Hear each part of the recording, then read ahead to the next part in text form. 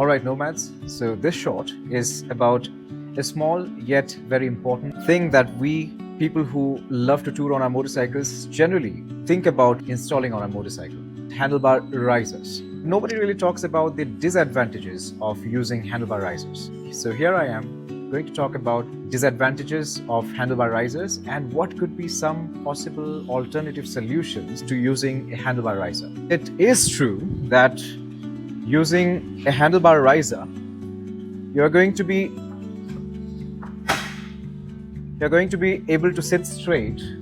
That is basically your back would remain straight while you are touring on a motorcycle. While that's a fact, the problem with handlebar risers, especially the tall ones, anything more than 1 inch, is that this that you see here, this is the stock groove.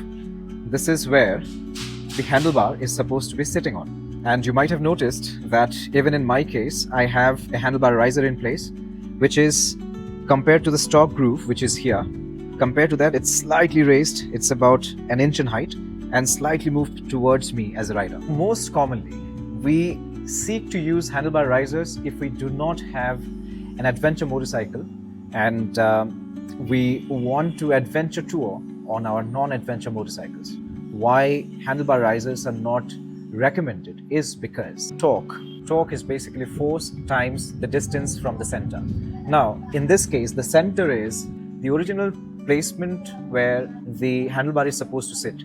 Compared to that, the higher up you go from the stock position, the higher up you go in raising your handlebar, the more torque will come into play as free play on your handlebar. That is, whenever you're going to be moving the handlebar left and right, you will experience a play on the handlebar as if it's not being as responsive and prompt as it would if you were to put the handlebar in its stock position. So the higher up you go, the taller the handlebar riser, the bigger that play, and that will definitely intrude, especially in your off-roading sessions. My recommendation is that if you're able to do without the handlebar riser, please do not use the handlebar riser.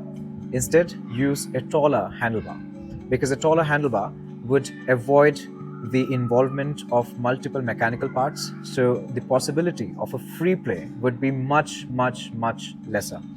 Now, if at all you have to use a handlebar riser, even after using a taller handlebar, maybe up to 1 inch height of handlebar riser is still okay, because the free play, it's not going to be intrusive as opposed to when you're using handlebar risers taller than 1 inch.